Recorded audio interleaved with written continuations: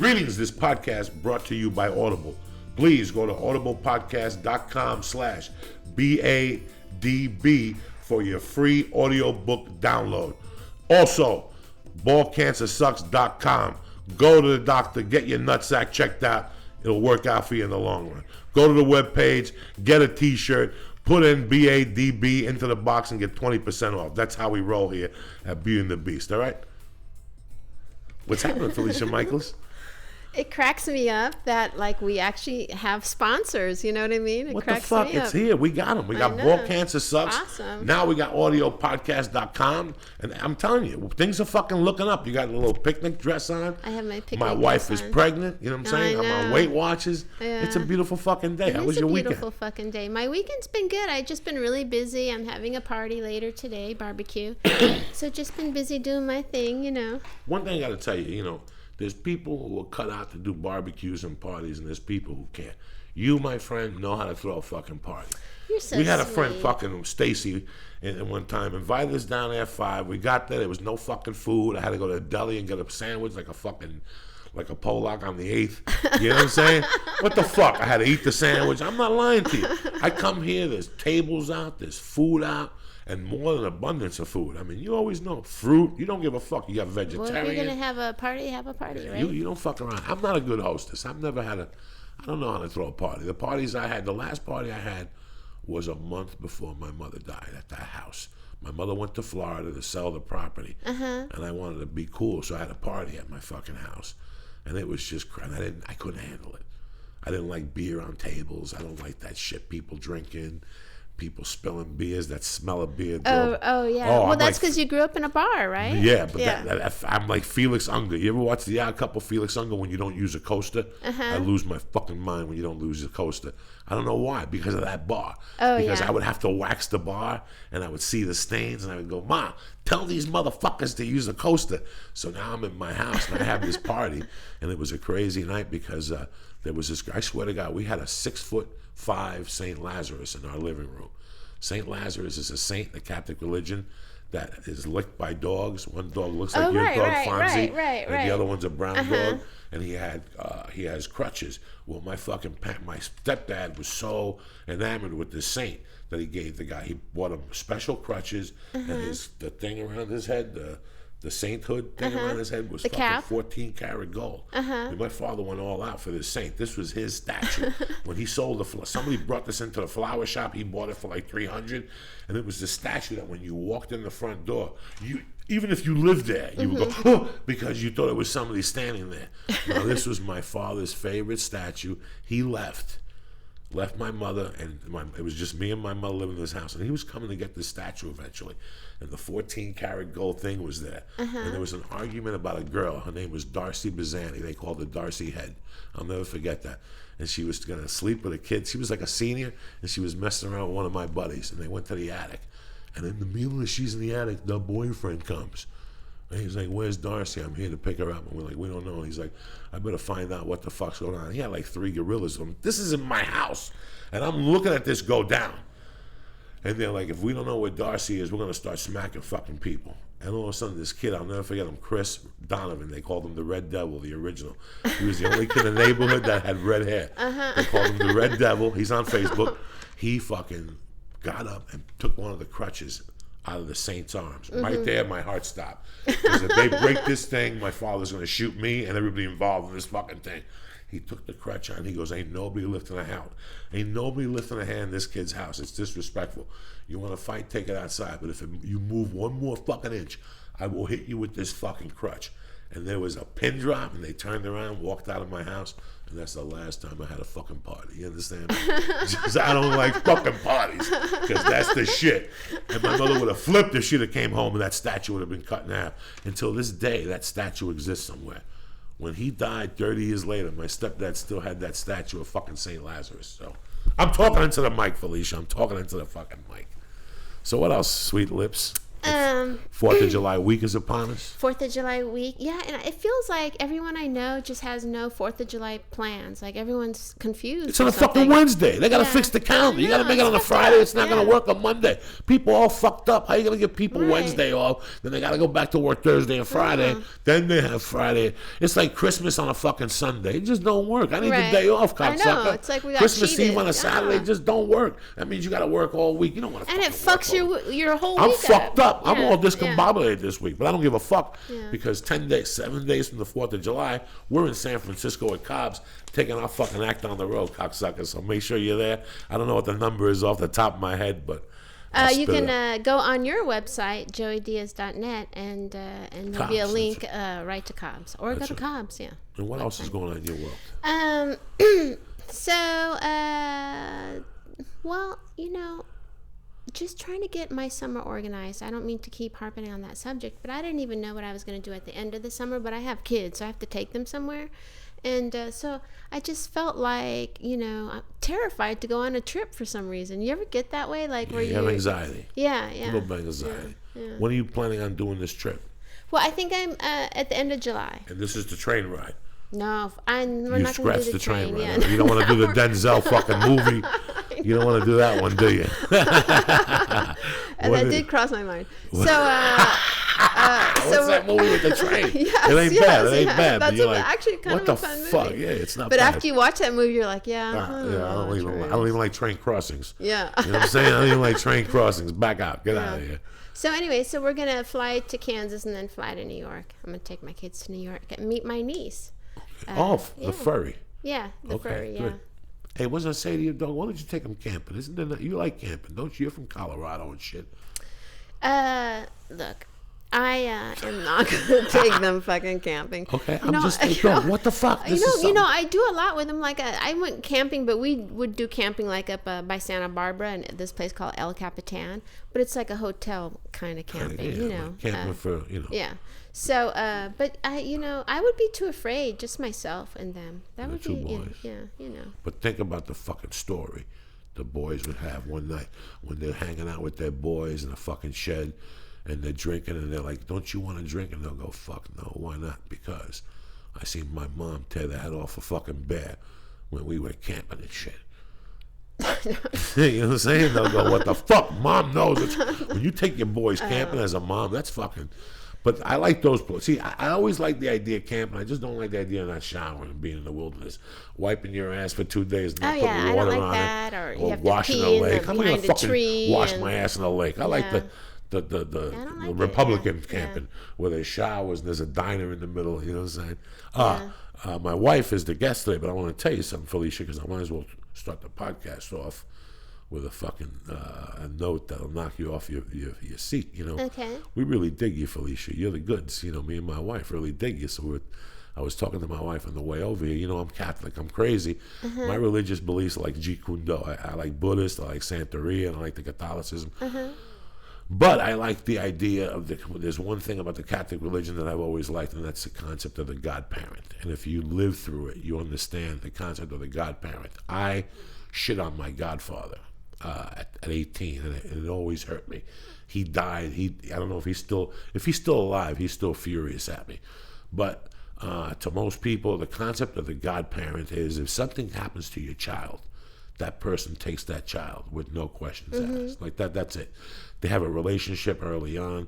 The official godparent would be Terri's sister, but she's in Tennessee waiting for the Yankees to attack them. We'll talk about that later. The Yankees are going to attack them. Texas and Tennessee are going to war against the rest of the country. We'll get to that political. From the union. So the logical choice is you. I really love you. I see what you do with your children, and I want to empower you with that. We announced on the podcast last week that I was having a child, and people have been tweeting me, so I want to thank everybody. And I just want to tell you in public that it would be the obvious choice. I've known you for 2 or 3 years, really 20 years. But I see the kind of person you are. And if I had a child and something would happen to me, the only way I could leave this world knowing that I'd be okay is knowing that you would look after my child. Wow. And that's a beautiful statement. So you're the godmother. I don't know who the godfather is yet. I'm trying to get some voodoo to see if I get Marlon Brando back from the grave. So you're the official godmother. You're You're a solid woman. I see what you do with your children. The other day we were here fucking around at night, and Felicia said to me, Joey, when the kids get older, would you come over and, tell them what's fucking crack-a-lackin'? And it'd be my honor. I took it home and I thought about it, and it'd be my honor, because the people that got through to me weren't family. It was people that had something different that I looked at, and I always remembered one thing they said. So I really want to let you know that you're the official godmother right now. You're going to go to church. And so that whole week, you can't suck a dick 30 days before you baptize a child. Yeah, you do know that. I don't know. It's deep in the scripture. The Corinthians threw that in. So you can't suck a dick 30 days before you... be a godparent to Joey Diaz's baby and not be able to suck a dick? 30 days. You can't have a dick. You can't have a dick in your hand, because if you put your finger in the holy water, it'll bubble up. It'll turn green and shit. Wow. All right. Okay, I'll do it. Wow, you guys. Thank you. You guys. That is interesting. That's awesome. A lot of people don't know, and I want to bring that concept back to this country, that it settles a parent. It's like the mafia. If in the mafia, if your kid's on a fucking deathbed and you get the call, they got to go kill somebody, you got to go kill that person. It's the same thing when you're a godparent. It's a very big responsibility, and some people take it as a joke. It's not a fucking joke. A godparent is a tough fucking job, because it's your unconditional child. And in the Cuban faith, oh my God, it's like you have to pick that kid up once a week. Like, oh yeah, like they expect it. Like, get dressed. He's coming to get you. Let him fucking deal with you for an hour, because they would talk to him. They settle the kid down. Right. When there's a problem at school or he broke a window, the godparent gets a call. Dog, talk to him before I break his fucking head. Right. Felicia, talk to this motherfucker, because I'm gonna fucking stab him. Tell him, and that's the godparent thing. He comes over, they call it throwing in the towel. And then after you talk to the child, you both come over to the parent and go, he wants to talk to you. I'll never take $20 out of your purse again. You know what I'm saying? That's the concept of... Let's just hope it's only a 20. Yeah, no, that's the concept. That was never Joey Diaz's limit.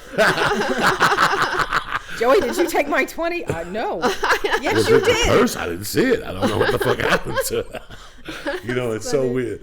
Last week on the podcast, we talked about hanging in with something, and it's after we got the tweets and stuff, we discussed putting my wife on the podcast. We've discussed it a couple times. She's been on one.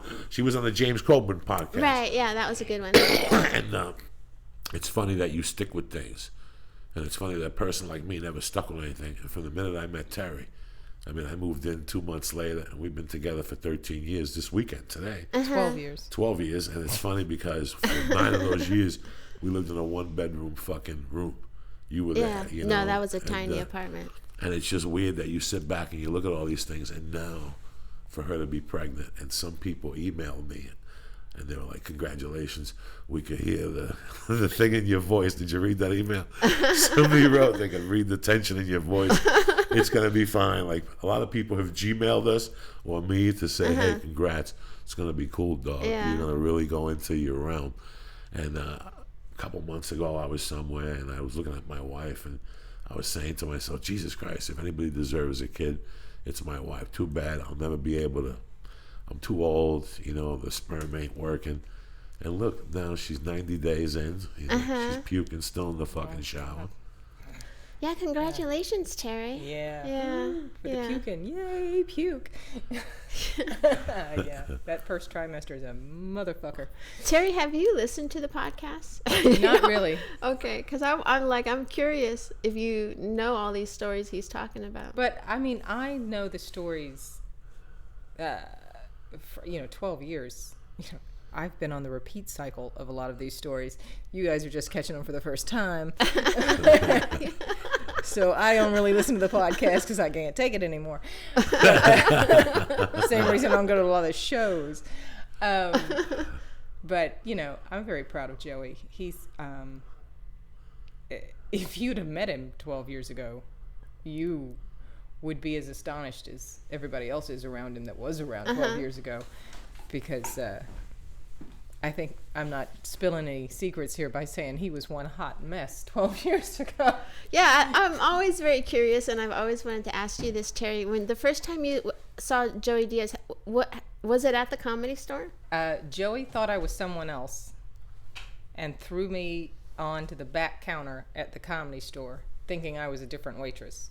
And I'd never laid eyes on him before in my life.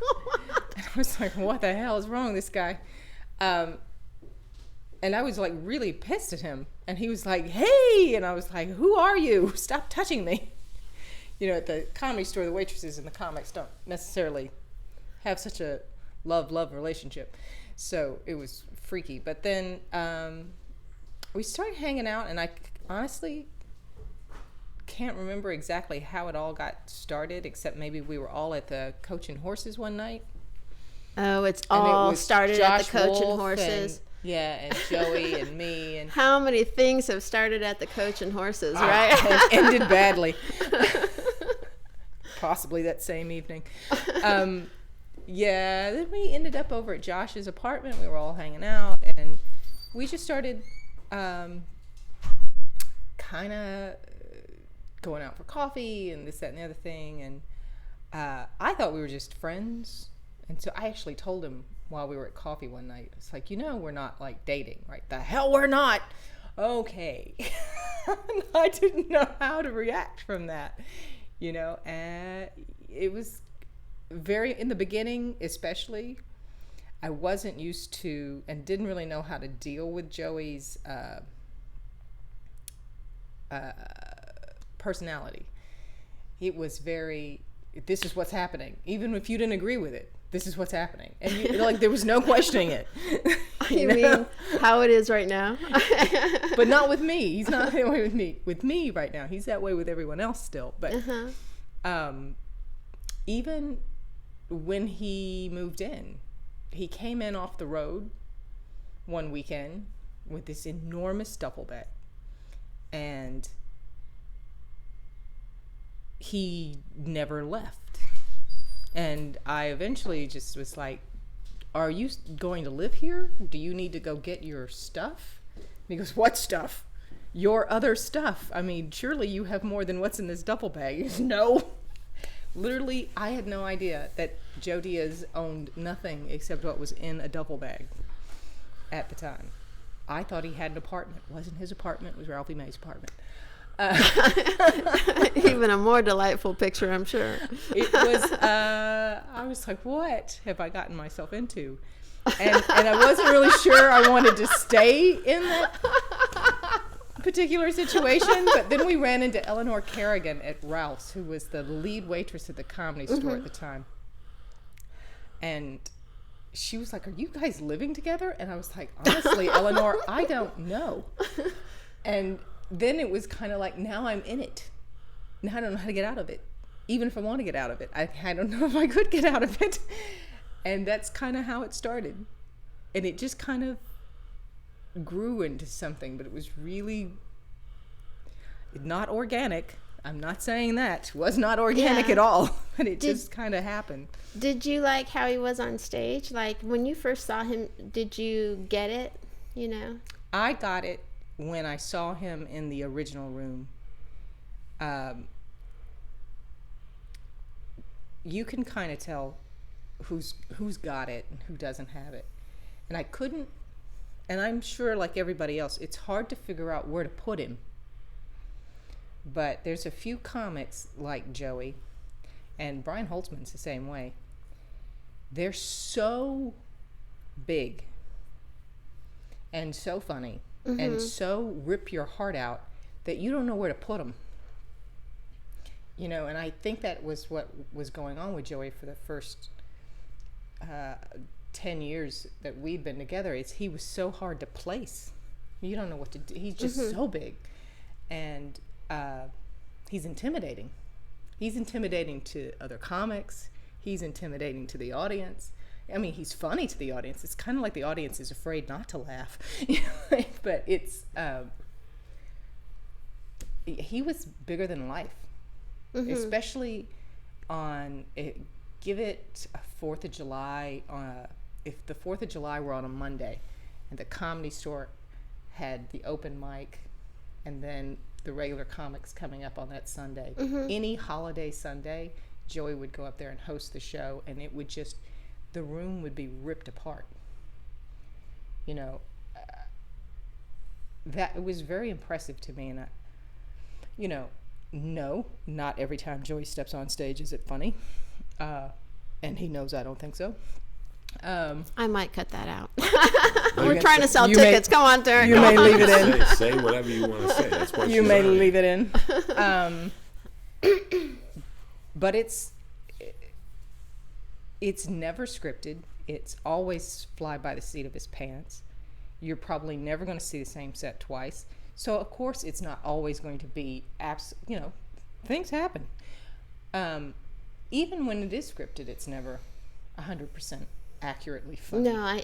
No, but he's very, like what you do, Joey, you're very, very good at what you do. Like, it's amazing, you know. Well, and that it's very interesting if you're a waitress for, like, because you've seen it all, so. You know, it is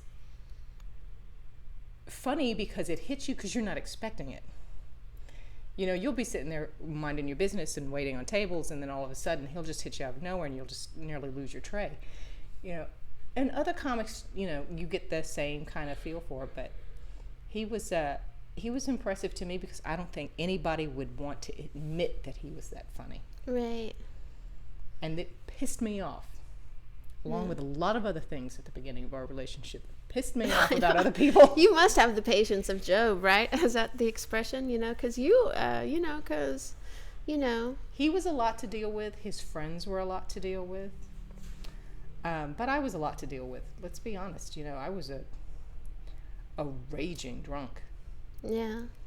No, I'm no picking up myself. It's so weird for me to imagine that because I didn't meet you. No. At that time, you know. No. I actually, I don't think if I hadn't met Joey, I don't think I'd turn my life around. Because I actually met someone who cared whether or not I turned my life around. You know, and it wasn't about, our friendship wasn't based on going to get the next drink or going to the next party, or it was actually avoiding those things more than, and so, you know, Joey's my best friend, so. Yeah. It's weird because I don't really have girlfriends. I'm not a girlfriend kind of girl. But, gosh, wonder why. Have you met my husband? It was funny because when I first started dating her, she was telling me a story one night. And, you know, in those days, I used to do blow, and my mind was racing on the way home. And she was telling me this fucking story on how she went out and she got into a car accident and she banged her head and she walked away and she went home and it was a hit and run, but they didn't charge her. And I'm like, I mean, honestly, I hit a tree. It's not like I hit a person. Right, like you hit a tree.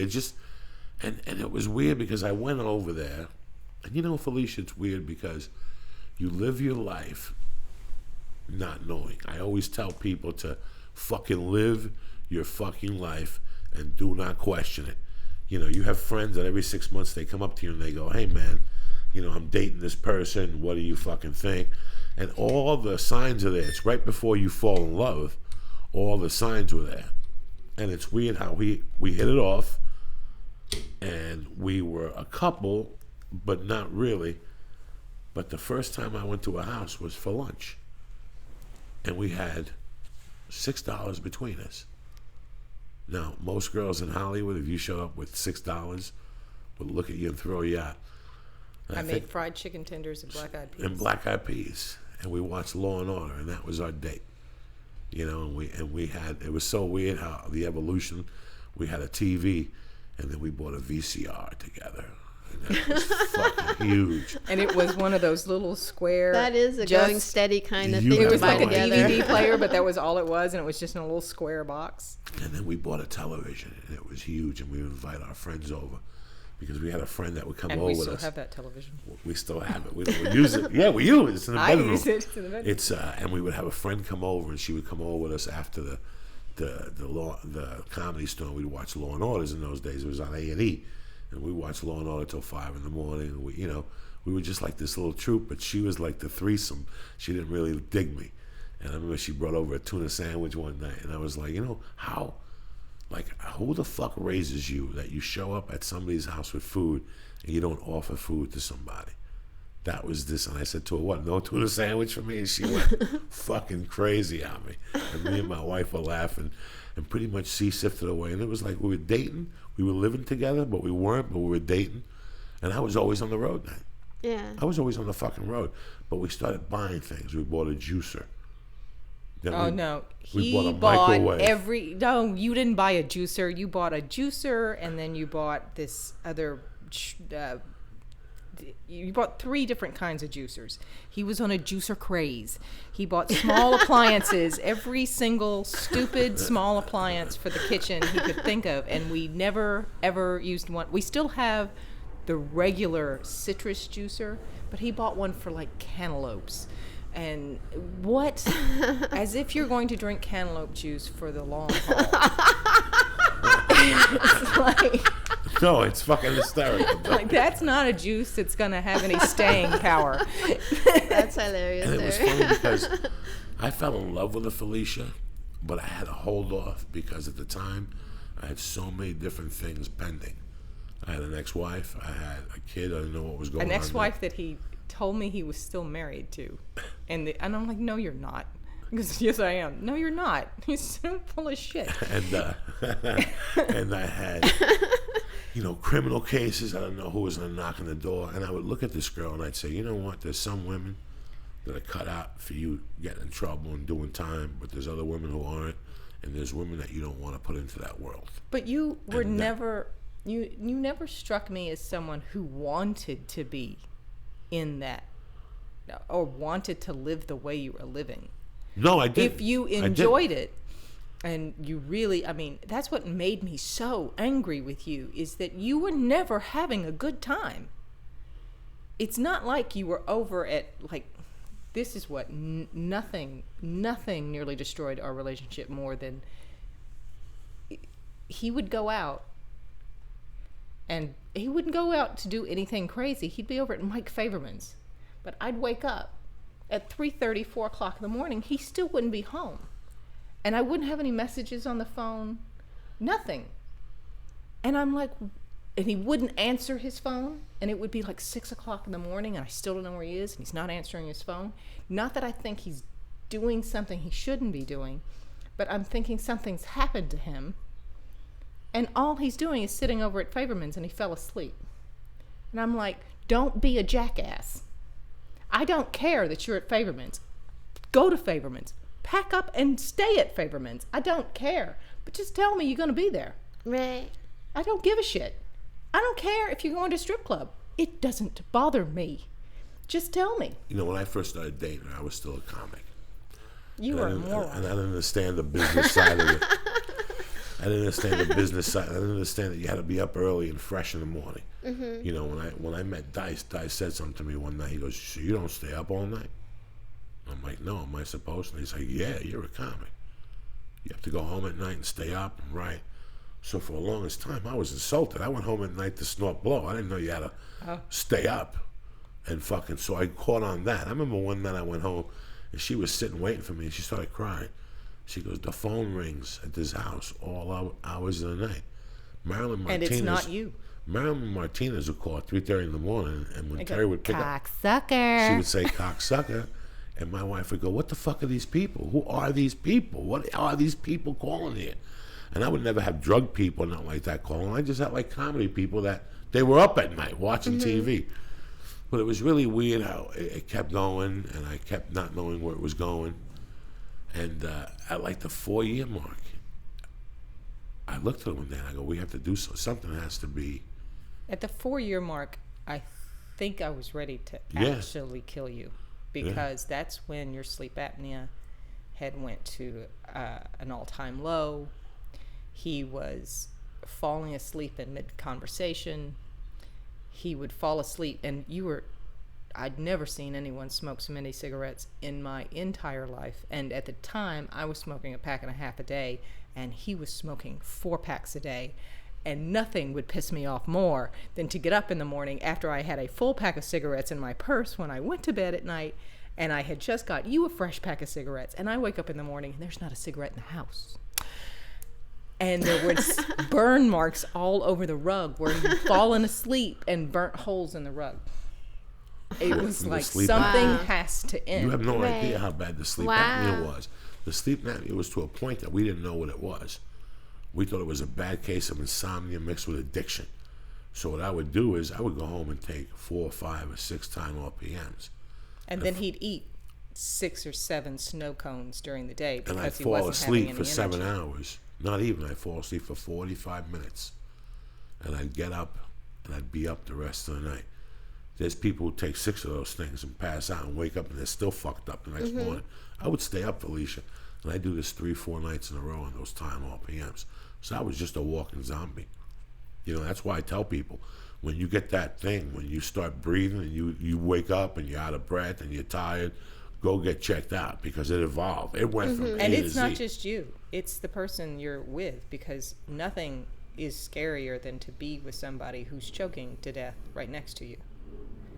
And there is nothing you can do about it. And nothing they'll do. They will not listen to you. And it was almost a deal breaker. But she went up and looked at the insurance, and I had level 1 insurance, and she hooked it up and made some calls. And I went to see a doctor who I was scared to go see. She had to actually go with me. And every time I would go to the doctor's office and sit down, I'd fall asleep in his chair. And she would wake me up and go, the doctor's in the room, and I got it treated, man. I got a machine. Yeah, you have no idea what it's like to be in your early 30s and you're supposed to be this, party girl, and you're a comedy store waitress, and you're like one of the surliest girls in Hollywood, and now your boyfriend wears a Top Gun mask to bed with me. It was like, oh my God, where's my life gone? It went from being a nighttime, fun kind of relationship to being serious, deadly serious, and real fast. For me, at least. And then, Felicia Michaels, I came home after we got the sleep apnea mask, and he was doing better, and he was out with someone who shall remain nameless, but I know who it is. And I woke up to a Coke straw in the living room floor, and I thought I was going to kill him. And I don't think I've ever wanted to kill him so badly. And I can't even tell you how furious I was. I was ready to take that fucking Coke straw and shove it in his eye. And I told him, I said, you want to die? Go die. But get out of here. Go die somewhere else with someone who deserves to watch you die. But that ain't me. So don't do that. And I know he didn't stop, but he stopped in the house. Don't die. Don't have me wake up and have you dead on my floor. I don't deserve that. And at that time, Felicia, it was just a week away. When I got diagnosed, the blood pressure was 180. The eating was absurd. The growth in my clothes. It was like every time I go to button my pants. The growth in your neck. The growth in my neck. He had a lymphoma in his neck. He looked like fucking Quasimodo. I had a fat ball that every time I would breathe, it would get bigger. Yeah. It was right here, Felicia. Felicia was right here. It was a bump, and I would go to the doctor. Collar. Well, let me ask you this, though, Terry. What made you stay? What was it about him that made you stay? I loved him. Yeah. And he loved me. And God knows I had,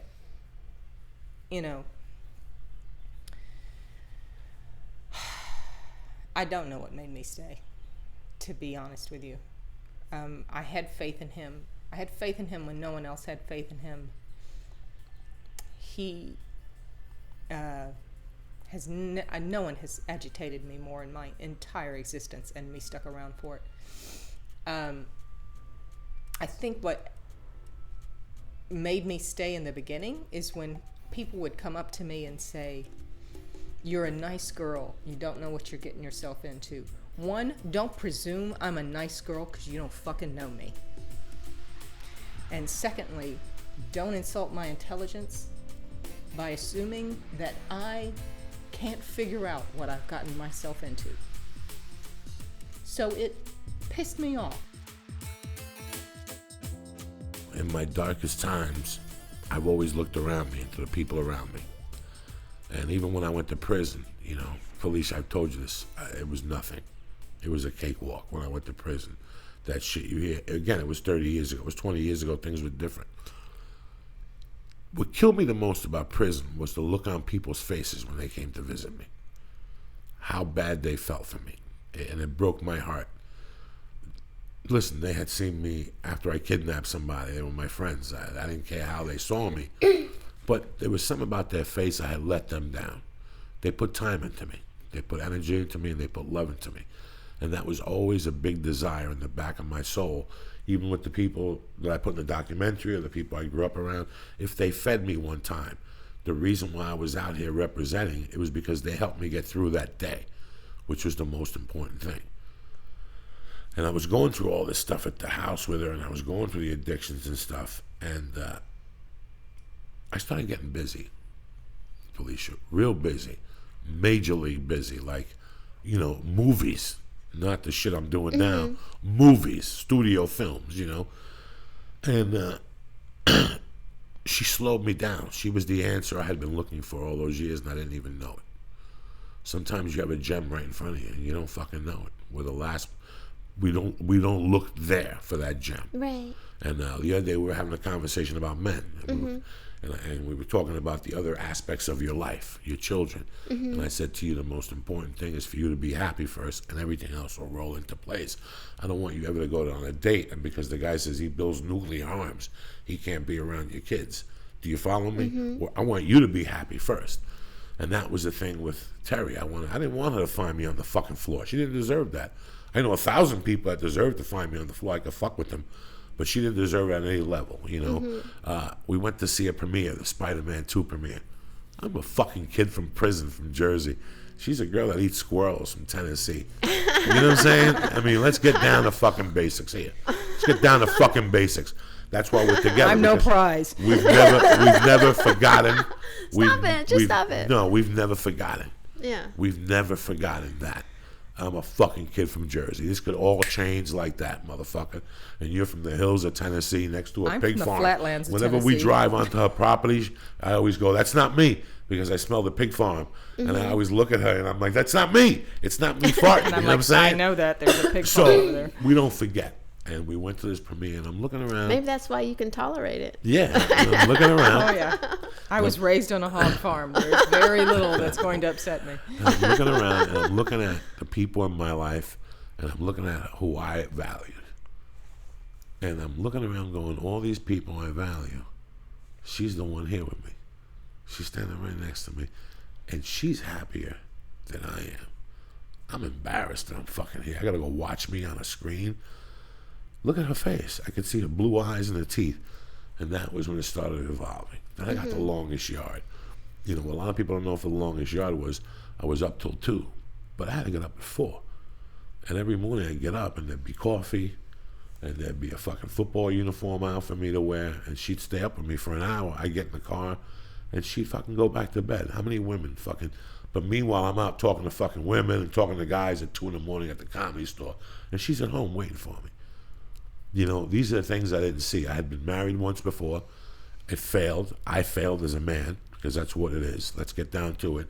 It's not irreconcilable differences. It's not that I don't want you to be a Scientologist. You failed. Somewhere along your relationship, the communication failed. And I didn't want the baggage from all that shit to come into our relationship. I wanted it to be very, and eventually I got into that movie, and eventually there were personal landmarks. They weren't monetary landmarks. They were personal landmarks, and we were doing them together, which is what a couple does. In this country, a couple gets together, and if you can't afford a house 2 years later, she can't have a kid, they break up and they leave. We've forgotten what this is about. through thick and fucking thin. You know what I'm saying? Things happen. And it's the women that fucking stayed. What do you think? Those women that you see that have been with their husbands for 37 years didn't have problems in their fucking relationship? You don't think they did? Well, think fucking again. At the 20-year mark, everybody hates everybody, all right? Everybody hates everybody at the 20-year mark. You know, it was funny. Kelly Kirsten, who's another comedian, used to make fun of something I said.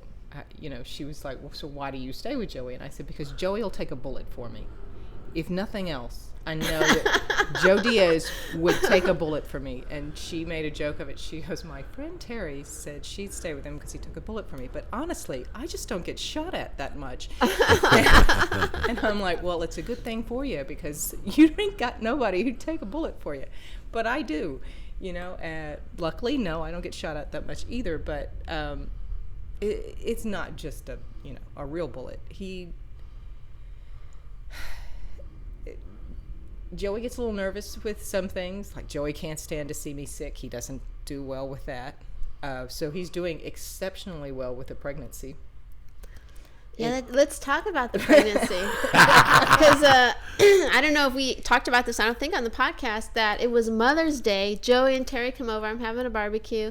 Terry doesn't say shit. It's fucking Mother's Day. So and I had she taken knew the test that whole the day time. Before. I can't believe you could even keep that a secret even that long. I had almost burst into tears like 3 times that day because before we got over here, Joey had got in that morning from, I don't remember where he was at, but I picked him up at the airport and he goes, I'm sorry, I didn't get your Mother's Day present for you yet.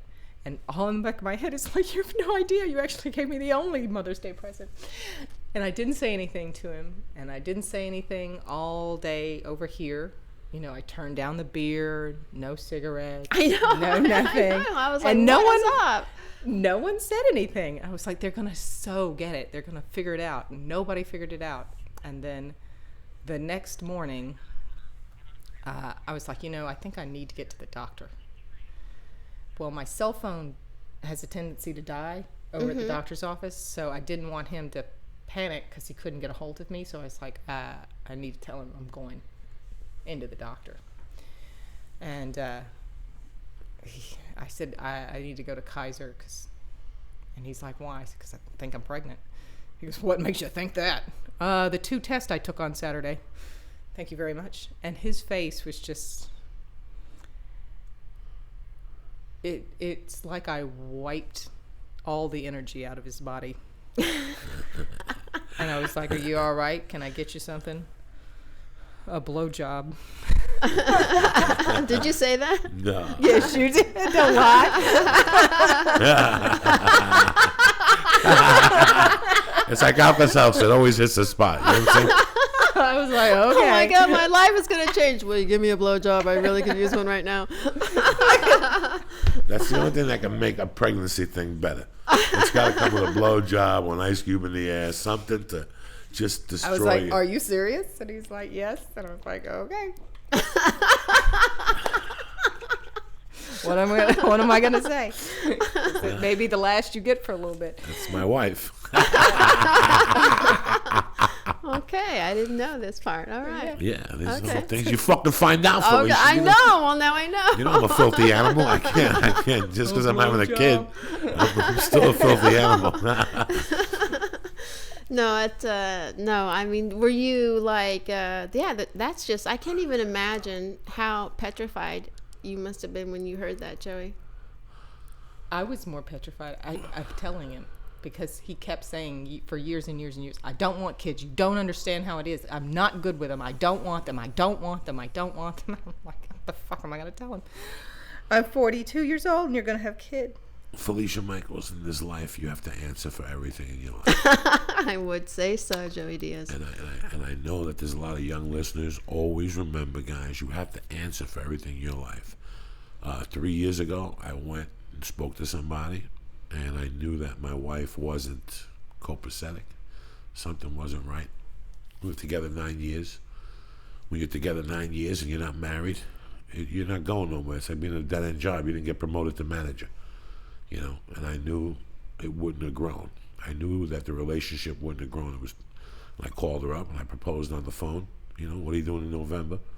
Would you like to get married? You know, and we worked it out within 2 weeks, and you photographed it, some great pictures, our memories. You made a beautiful video slide, and we did it. And I did that because I thought that if somebody was going to knock on the door, they're not going to knock no more. It's over. We had gotten the knock on the door. Two of them. We got the knock on the door. Somebody stole my credit, and we had to get evicted because of the cats. Yeah. So we had gotten the 2 knocks on the door that we were going to get. So the next step was to get married. And No, in we fact, got married. We got the notice on Friday to move out.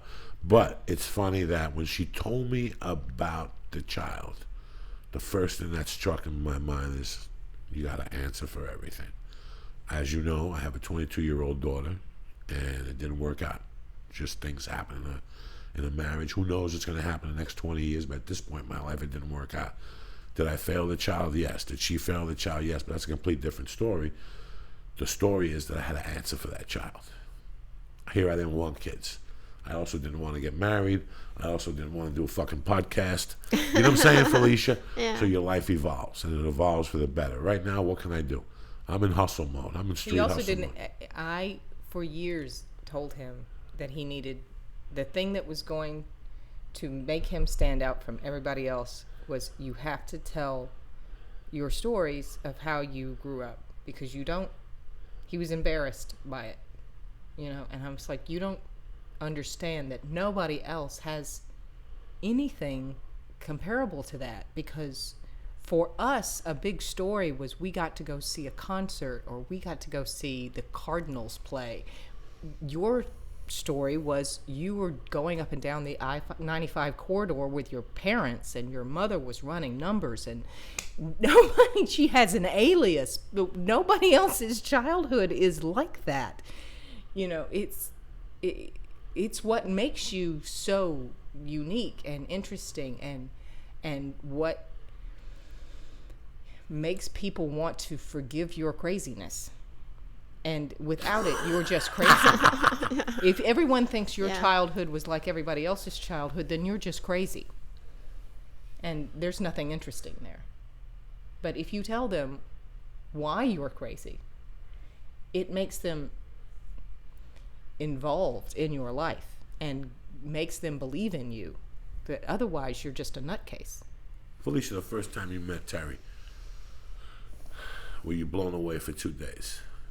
Oh, because I met Terri on your wedding day, and I'm like, here I'm to take pictures, and you're gonna put your dress on. And the first time I laid my eyes on you, I thought to myself, how did Joey Diaz pull this down? Like you know what I mean? Honestly, I was like, wow, you know, that was my thought. Like, you were so beautiful. Oh. Yeah. You know, and I'm sweet fat now. and well, you know.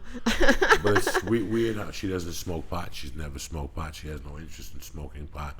I hate pot. You know, she's a reader. I'm a reader. She likes her free time. I like my free time.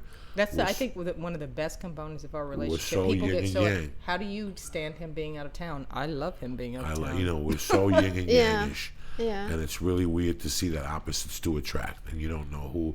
This has been a lesson for me. I've told her 1,000 times already to write a book, because what she did was take a 37-year-old boy and really turn him into a man. It's through this marriage and through my relationship with women like you and her, I realize how important women are to a man's life. And a lot of guys don't know that. They don't understand that, and they don't want to fucking suck it in. You have to have good women around you because they ground you. They really fucking ground you as friends and as your significant other. And it's also important for women to have a different point of view in their life with a guy. When we do the podcast, do you think that people listen to our 2 voices and go, what the fuck is that? Yes, when people see us on a video together, you know, you get along with the people that you least expect. It's true. It's true. And this is what this book has taught me. I hated being with women because I never had a mom. Mm-hmm. How the fuck are you gonna be a mom to a kid who didn't have a mom? Women don't listen in today's world, but they want a man. Then they're fucking 1,000, and they're like, well, listen, the guy didn't have a fucking mom. You're gonna go in there and tell him to sweep? Are you fucking crazy? You give a guy like that rope, and eventually he hangs himself. And this is what happens.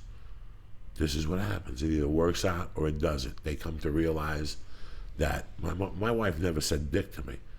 Nothing. She knew everything the whole time. She never said dick. And I knew she never, and I knew she knew. Yeah, like you must have a huge capacity for forgiveness. I have a huge capacity for bullshit. Yeah. It wasn't bullshit or forgiveness. I wasn't doing nothing wrong. I had an addiction. I had an addiction. It wasn't like I was coming home and beating on it. It was not like I was going to strip clubs. Not like I was disrespecting. In no sense, I was disrespecting myself. And when you disrespect yourself, it carries over into other components of your life. When you disrespect yourself, you disrespect those around you. Every people around you. And it's and I got sick and tired of doing that. I got sick and tired of disrespecting myself. At one point, you owe more to yourself. And you know, when you're young, man, it's amazing, Felicia, your outlooks. And you know it. When you're young, you bump into people. Well, I wanted to be Charles Bronson. The last thing I wanted was a broad fucking hanging around. That was it. I wanted to sleep on a couch and shoot people at night. And that was my life. And every once in a while, you get a strange piece at a bus station or something, like in Hard Times or something like that. But that's not the way life turns out sometimes. Sometimes you meet somebody opposite you. We were eating in Las Vegas. Fucking, what's the guy's name? The farmer. Stopped his Matt meal Hughes. And came over. Matt Hughes, who is a born-again Christian fighter. I did a show. He was there at the show. And that day I look, and he's like this. He goes, I've just been sitting over there, and I just don't understand it. He goes, you're so quiet and refined, and he's out of his fucking mind. And it's an amazing combination to see, but it works. It works. And I put effort into it. I really have put effort into it over the years, you know. I don't think I'm what I look like on the outside. I don't think my personality is best represented by my outside appearance. Because I seem like a sweet, I look like... You're preaching to the choir on that one, sister. And I'm like, you're taking it on face value. Yeah. You know, I am... people at work are certainly aware of the fact that I am quite the bitch. And it's not that I am a bitch because I enjoy being a bitch. I just don't take a lot of shit, you know. And I did take a lot from Joey. Joey took a lot from me, you know. I got really angry one day and stabbed myself in the hand with a knife, and Joey nearly went to the bricks on that one. That was fun. You know, I'm a whack job. I just don't look like a whack job on the outside. But I think that's a lot of why Joey and I meshed so well. Is he looks like a whack job. He just didn't want to be one. But everyone expects him to be one. And so, therefore, you know, a good portion of the first part of our relationship, he was doing everything he could possibly do to live up to other people's expectations of him. And not his own expectations, and not what he really wanted from himself. You know, he was so busy trying to be the person everyone else thought he was. And that was not a good person. And I'm so busy trying to be the opposite. So we're a weird pair. So, what does it feel like to carry the seed of Joey Diaz? I got to tell you, it hasn't 100% hit home. It hits home occasionally, and I told Joey it hits home more when I'm in Target in the baby section than anywhere else that I am ill-equipped for this, and I don't know what I'm doing. And it freaks me out so badly. And I'm not the type of person who likes to be ill-equipped. I like to be very prepared, know exactly what I'm getting into, and step-by-step instructions. And I have done all my research, and I don't know what I'm doing, and it's scaring me to death. So I'm a little freaked out, especially since I, you know, for 12 years, I thought we couldn't do this. So for it to come when I'm 42, I'm a little blindsided. But you had kind of really wanted that, and I've wanted it all my life. Came to the conclusion no, that's just not going to happen for us. Yeah. So I kind of gave up on it earlier, maybe last year, and I was really upset about it too, and so I kind of put it behind me and kind of stopped thinking about it, and now I'm just like, maybe I should have given it a little bit more thought before I put that to bed. Because now I don't know what I'm doing, and it's freaking me out. I don't know the difference between this car seat and that car seat. I don't know. You're gonna be just fine. You're gonna be just fine. I had put it behind me, and I had accepted it. But again, my parents died early, and I lived with other people, and I could see where the tide was going. I live in California. My friends grew up in Jersey. I don't know what they think is going on out here, but their kids always say, I like to go visit Coco. So I always thought, and I've been saying it for a year, and the next year, somebody's going to live with us. Either a niece, a nephew, and I was ready to accept it. Somebody who maybe is having a problem, and they want their kid to grow up around me. Whatever, I don't fucking know. So I always expected something was coming. So I always knew. I just didn't know it was my own baby. That doesn't mean a niece, or maybe your eldest. Who knows? Who knows? Sometimes things happen and people call you and go, "Dog, you gotta take the fucking kid for a couple of months. Bring it on, bitch." What am I gonna do? So I was expecting it. I wasn't expecting it to be my own child. And like I said, I knew that I had this coming to me. I knew that there was gonna be a knock on the door eventually. And I was laughing 6 months ago because I read somewhere that some guy was 52. Don Johnson had a kid a couple of years ago. Don Johnson was 60 when he had a fucking kid. I'm like, what is this epidemic of these older guys having fucking kids? I mean, and look what happens. I was even writing a joke about it. I found a joke the other day in the notebook that I was starting to write, like why they wanted to do this to their lives. These are your golden years. Now you got to change a fucking diaper. How am I going to be Charles Bronson when I got to change diapers at 51? So these are the things, and now I've accepted it. It's not in front of me. I'm like, a kid to me right now is like insurance. I can't do nothing with it. It's a piece of paper I don't really see. What's insurance? That's why it's the toughest sale out there, because you don't know what it is to me. But once I see the child, I'm preparing for it. And my big thing right now is just to keep her happy. Just to have, she's not 26. It's a little harder. So we're both a little, and we're strong. Obviously she got pregnant because she was going to yoga. Obviously, she got pregnant because my sperm was good. I'm eating good. I'm taking vitamins. I'm getting sun. I'm lifting. I'm doing sit-ups. So, man, if this is what whoever out there controls this world wants, then so be it. We'll make it work. I feel a lot better now because the kid's got a godmother, and he heard it or she heard it today live. He's in there going, godmother. Thank you for asking me, you guys. I even met my fucking parents, and I got a godmother. But it's very important to me, and that's why these are the little ways that I prepare, Joey Diaz, I would love for you to be the godfather to my boys, but if I did, I think my ex would take me back to court. So that's the only thing stopping me. When I was a kid, my godfather used to pick me up and take me to movies. He would take me to movies, and he was just different. He was the father that you could ask questions to. Yeah. And when my mother died, he came around, and then something happened. I didn't see him. So when he did come back in my life, I was very angry at him because he had been there all these years. And I lost contact with him. And there's not a week that goes by that I don't think about him because he was really important to my development. He showed me a few things that they just eased the situation. That's what godfathers and godmothers do. They ease the situation. So, and he was married to a woman that was supposed to be amazing as a woman. And she was my godmother, but she left him. And for years when I would go to Miami as a child, my mother's friends would give me money and go, your godmother sent you. Like, she would send me fucking tons of shit. I lost. So I know the importance of it. I'm not saying I want you to be the godmother to send presents. Being a godparent is a state of mind. It's not presents or that shit or gifts. It's a state of mind. The kid knows he's at ease. You know what I'm saying? Right. You have a relationship with the kid. Yeah. It's a beautiful fucking thing. No, it's going to be awesome. It's a beautiful thing. Because nobody was as excited about our child as when I told you. You were possibly the first. Literally like. You were probably the first person. Because you came over here and you're like, dog, I gotta talk to you. And I was like, what? Like, what's going on? I thought you were gonna yell at me. And he's totally like, Terry's pregnant, and literally I was like, shut the fuck up, fuck you. You're like, Terri Diaz, you secret keeper. I know. I couldn't believe you could keep that secret.